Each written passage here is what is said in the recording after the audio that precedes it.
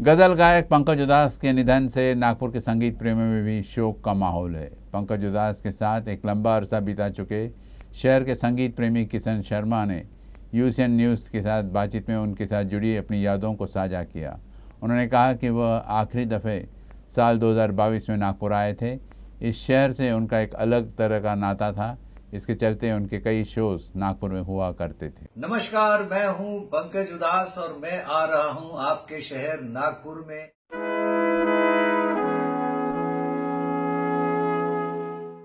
पंकज उधास के गज़ल सुनने से पहले ही ये एक्साइटमेंट अब यादों की किसी तहखाने में बंद संदूक में समा गई है।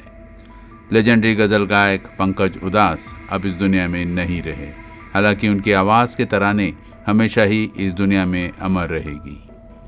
पंकज उधास के निधन से आम से लेकर खास हर कोई शोक में डूबा हुआ है। नागपुर का संगीत जगत भी इस खबर से अछूता नहीं है। सरल भाषा में और सरल तरीके से प्रस्तुत करने का एक नया अंदाज बना दिया। पहले खबरें निखालस उर्दू में होती थी और बड़े बड़े उस्ताद लोग गाया करते थे।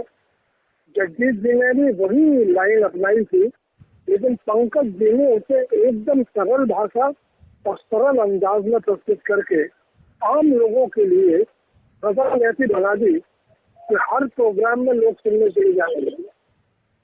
मैंने बड़े बड़े कलाकारों को उनके प्रोग्राम्स में उपस्थित होते हुए देखा है और बड़े हंसमुख मिजाज, बड़े विनम्र व्यक्ति मिलना मुश्किल है।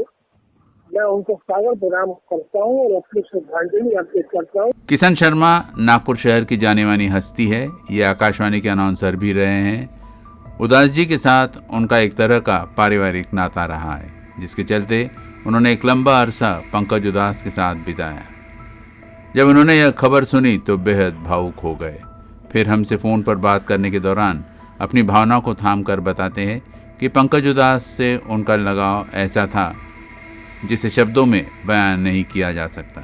इतना ज़रूर मानिए, वे जब भी नागपुर आते थे तो उनसे ज़रूर राब्ता करते थे। ईश्वर की मर्जी है।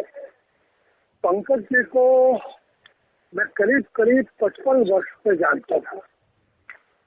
वो विविध भारती में आते थे और मैंने कई बार उन्हें रिकॉर्ड भी किया इंटरव्यू।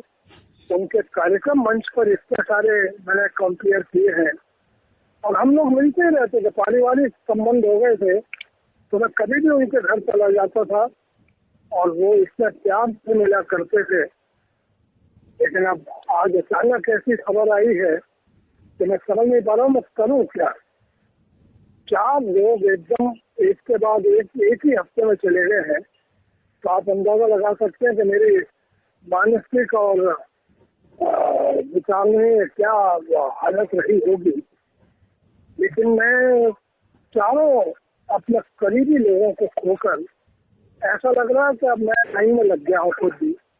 पंकज उधास कई दफ़े अपने म्यूजिकल शोज के लिए नागपुर आते रहे हैं। आखिरी मर्तबा 20 अगस्त 2022 को शहर के सुरेश भट्ट सभागृह में उन्होंने लाइव प्रस्तुति दी थी। इससे पहले 21 जुलाई 2018 में भी पंकज उधास ने अपनी सुरीली आवाज़ से नागपुर वासियों का दिल जीता था। हालांकि अब यह जिंदा दिली गायक इस दुनिया से जा चुका है, लेकिन उनके गीत कई युगों तक याद रखे जाएंगे।